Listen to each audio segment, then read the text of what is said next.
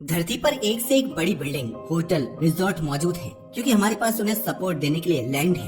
लेकिन सोच कर देखो, एक ह्यूज मेटल कैसल जिसका आकार फुटबॉल के मैदान जितना बड़ा और वजन लगभग 450 टन है, जो बिना किसी सहारे, बिना किसी मैजिक स्ट्रिंग्स के अंतरिक्ष में तैर रहा है, वो भी आज से नहीं बल्कि दशकों पहले से। और यकीन मानिए, ये कोई फेरी टेल नहीं बल्कि ह्यूमन साइंस एंड टेक्नोलॉजी का मोस्ट मिरेक्युलस क्रिएशन है, जिसे कहा जाता है अंतर्राष्ट्रीय अंतरिक्ष स्टेशन यानी ISS। लेकिन सवाल ये है, जब हर चीज गुरुत्वाकर्षण से बंधी है तो यह कैसे बिना गिरे आसमान में झूलता रहता है?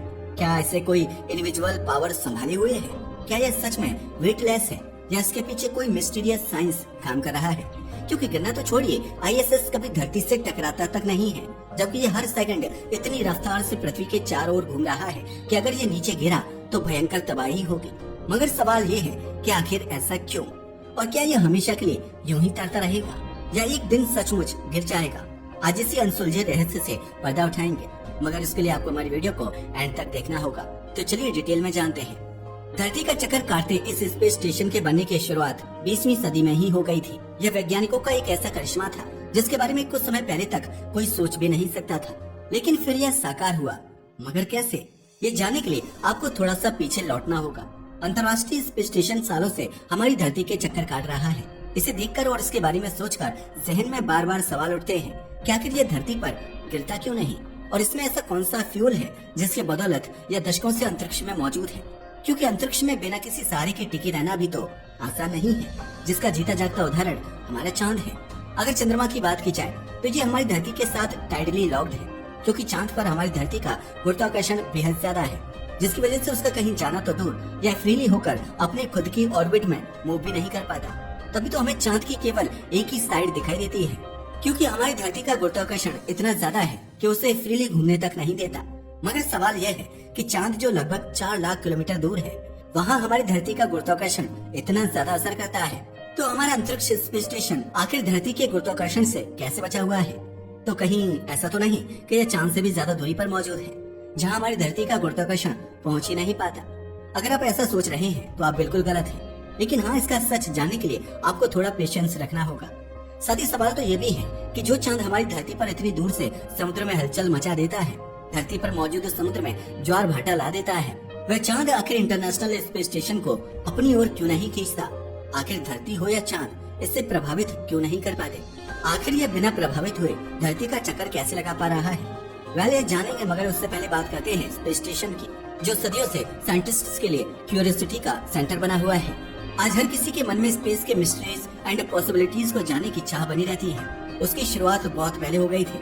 असल में 19 अप्रैल 1971 में सोवियत संघ ने दुनिया का पहला स्पेस स्टेशन बनाया था। हालांकि वो अलग बात है कि वह कंप्लीट नहीं था।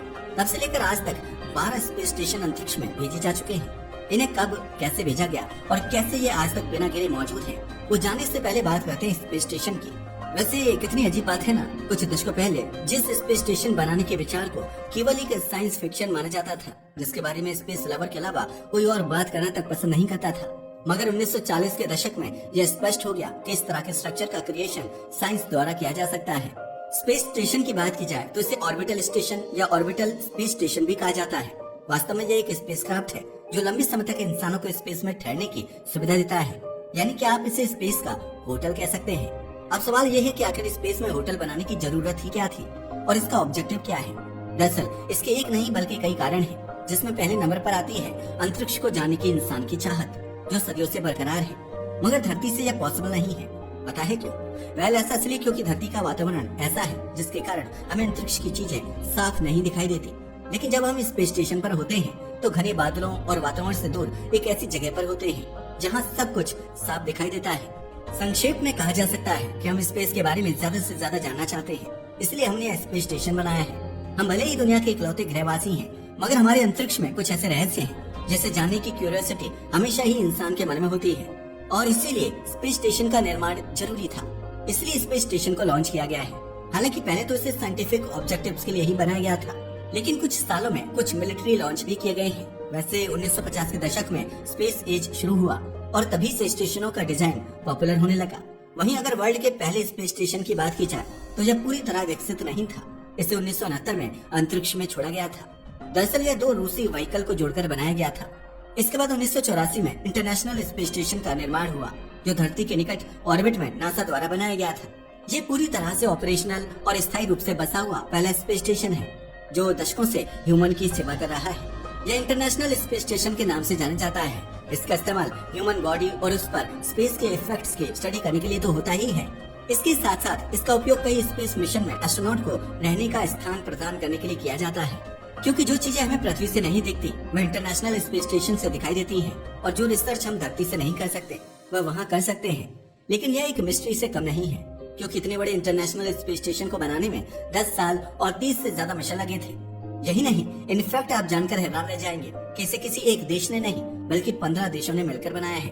दरअसल इसे बनाने के लिए 5 स्पेस एजेंसी के बीच एक समझौता हुआ था, और फिर बना इंजीनियरिंग का यह नमूना, जो इतना खास है कि इसे मानव सभ्यता द्वारा बनाया गया सबसे बड़ा कार्य माना जाता है। इसकी बात की जाए तो ये लगभग एक फुटबॉल मैदान के आकार का है, जिसका वजन 450 टन के बराबर है। इतना बड़ा और भारी होने के बावजूद धरती की परिक्रमा करता है, इसलिए इसे दुनिया की सबसे बड़ी कामयाबी माना जाता है। वैसे तो धरती से अंतरिक्ष में बहुत सारी चीजें भेजी जा चुकी हैं, मगर इसके मुकाबले उनका कोई अस्तित्व ही नहीं है। पर सवाल तो यह उठता है कि जब यह इतना बड़ा और विशाल है तो इसे स्पेस में भेजा कैसे गया था, क्योंकि साधारण स्पेसक्राफ्ट की तरह तो ये नहीं गया होगा, या फिर यूं कहीं कि ये पॉसिबल ही नहीं था। दरअसल धरती पर स्पेस स्टेशन बनाना और फिर सीधे अंतरिक्ष में लॉन्च कर देना संभव नहीं था, जिसके पीछे एक नहीं बल्कि कई रीजन थे, जिसमें सबसे पहला था इसका वजन, जो बहुत ज्यादा है, और दूसरा इसकी शेप भी अलग है। एंड ये तो आप भी जानते हैं कि आज तक ऐसे किसी रॉकेट का निर्माण नहीं हुआ जो इस साइज एंड वेट के स्पेस स्टेशन को आसमान में लॉन्च कर सके। तो फिर यह वहाँ गया कैसे, आखिर कौन ले गया ऐसे? पहले यही तो असली ट्विस्ट है। दरअसल अंतर्राष्ट्रीय स्पेस स्टेशन, जो इतनी गर्व के साथ अंतरिक्ष में घूम रहा है, उसे एक बार में वहाँ ले जाया ही नहीं गया था, बल्कि इसे अंतरिक्ष में अलग अलग हिस्सों में लॉन्च किया गया और वहाँ असेंबल किया गया। क्या? जी हाँ, आपने सही सुना। धरती से इसके पुर्जे भेजे गए थे, जिन्हें बाद में धीरे धीरे ऑर्बिट में स्थापित किया गया। यह धरती से लगभग 400 किलोमीटर की ऊंचाई पर स्थित है, और यह मानव द्वारा अंतरिक्ष में बनाई गई अब तक की सबसे बड़ी संरचना है। इस स्पेस स्टेशन को असेंबल करने की प्रक्रिया 1990 के दशक से शुरू हुई थी, जो सालों तक चले। समय समय पर स्पेस मॉड्यूल को अंतरिक्ष में भेजा जाता रहा और उन्हें जोड़कर पूरा स्पेस स्टेशन तैयार किया गया। अगर इसके पहले स्पेयर पार्ट्स की बात की जाए तो 20 नवंबर 1998 में एक प्रोटॉन रॉकेट के द्वारा अंतर्राष्ट्रीय स्पेस स्टेशन के पहले मॉड्यूल को लॉन्च किया गया था, जिसका नाम जारिया था। इसके 2 सप्ताह बाद STS-88 स्पेस शटल मिशन के माध्यम से यूनिटी मॉड्यूल को जोड़ा गया, जो कि इसका पहला नोड मॉड्यूल था। स्पेस स्टेशन को कई हिस्सों में जोड़ा गया है, लेकिन सवाल यह है कि आखिर इसे जोड़ा कैसे गया था? क्या वहाँ पर वेल्डिंग मशीन के साथ किसी इंजीनियर को बिठाया गया था? जी नहीं, ऐसा कुछ नहीं था। दरअसल इसमें इंटरलॉकिंग सिस्टम मौजूद है, जिससे ये खुद ब खुद एक दूसरे से जुड़ जाते हैं, इसलिए इसे किसी तरह की वेल्डिंग या एडिशनल डिवाइसेस की जरूरत नहीं होती, और ये बिल्कुल वैसे ही फिट हो जाता है जैसे किसी पजल के टुकड़े आपस में फिट हो जाते हैं। वैसे आप जानकर हैरान रह जाएंगे कि ये पहले ही पता था कि पूरे स्पेस स्टेशन के निर्माण के लिए 40 से ज्यादा असेंबली उड़ानों की जरूरत थी, लेकिन 2020 तक 36 स्पेस मिशन के जरिए स्पेस स्टेशन के सभी आवश्यक हिस्सों को अंतरिक्ष में डिलीवर कर दिया गया। ये तो ही स्पेस स्टेशन के स्पेस तक पहुंचने की कहानी। मगर अब सवाल यह है कि यह स्पेस में आखिर ठहरा कैसे है? एक्चुअल में स्पेस स्टेशन को अपनी ऑर्बिट में बने रहने के लिए एक निश्चित गति की जरूरत होती है, जिसे ये बरकरार रखता है, जिसका अंदाजा आप इस बात से लगा सकते हो कि यह पृथ्वी की परिक्रमा लगभग 28,000 किलोमीटर प्रति घंटे की गति से करता है। इसकी स्पीड इतनी अधिक है कि यह हर 92 मिनट में पृथ्वी का पूरा चक्कर लगा लेता है। वैसे एक इंटरेस्टिंग बात बताएं, अंतर्राष्ट्रीय स्पेस स्टेशन पर मौजूद अंतरिक्ष यात्री हर 24 घंटे में लगभग 16 बार सूर्योदय और सूर्यास्त होते हुए दिखते हैं। क्या? जी हाँ, आपने सही सुना। मगर अब सवाल ये है कि स्पेस स्टेशन धरती पर क्यों नहीं करता? असल में जब कोई वस्तु तेज गति से घूमती है तो उसे गिरने से बचाने के लिए 2 शक्तियाँ यानी फोर्सेस काम करती हैं, जिसमें पहले नंबर पर आता है ग्रेविटेशनल फोर्स और दूसरे नंबर पर आता है सेंट्रीफ्यूगल फोर्स। सबसे पहले बात करते हैं गुरुत्वाकर्षण बल की। ये पृथ्वी द्वारा स्पेस स्टेशन पर लगाया जाता है, जिससे वह पृथ्वी की ओर खींचता है। वहीं अगर बात की जाए सेंट्रीफ्यूगल फोर्स की, तो जब कोई वस्तु गोल घेरे में घूमती है तो उस पर एक बल बाहर की ओर लगता है, जो उसे ऑर्बिट में बनाए रखता है, और ये दोनों ही फोर्स इंटरनेशनल स्पेस स्टेशन पर लगते हैं। एंड जब ये दोनों फोर्स बैलेंस में होते हैं तो स्पेस स्टेशन अपनी कक्षा में स्थिर बना रहता है और नीचे नहीं गिरता। इसे आप इस तरह समझ सकते हैं, जब हम किसी पत्थर को रस्सी से बांधकर घुमाते हैं तो वह तब तक गोल घूमता रहता है जब तक उसकी स्पीड बनी रहती है, लेकिन जैसे ही गति कम होती है वह नीचे गिर जाता है। यही प्रिंसिपल इंटरनेशनल स्पेस स्टेशन पर भी लागू होता है। बट अभी एक बड़ा सवाल ये है कि क्या स्पेस स्टेशन हमेशा अंतरिक्ष में रहेगा या कभी धरती पर लौटेगा? दरअसल जब अंतरिक्ष यात्री धरती पर वापस लौटते हैं तो उन्हें एक छोटे से कैप्सूल में वापस लाया जाता है जिसमें सिर्फ 3 लोग ही आ सकते हैं। लेकिन अगर पूरा स्पेस स्टेशन वापस लाने की बात करें तो यह बेहद मुश्किल होगा।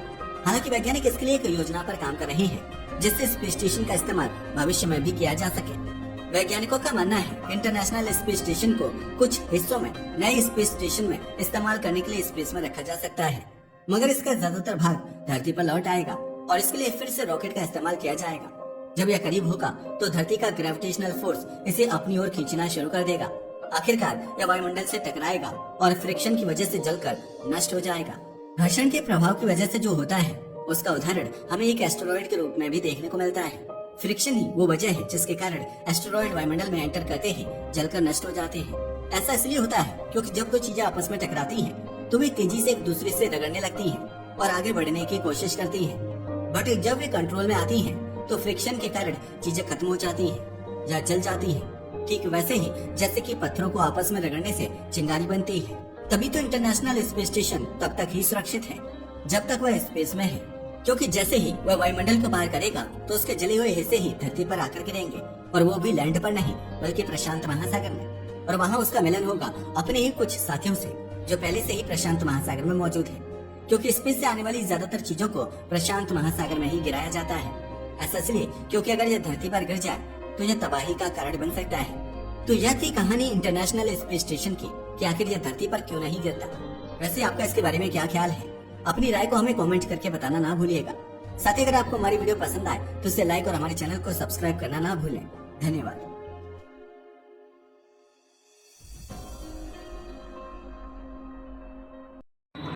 ब्रह्मांड में ऐसे ही बहुत सारे रहस्य दफन हैं जिनको जानने के लिए कृपया हमारे चैनल को सब्सक्राइब और लाइक करें। Thank you.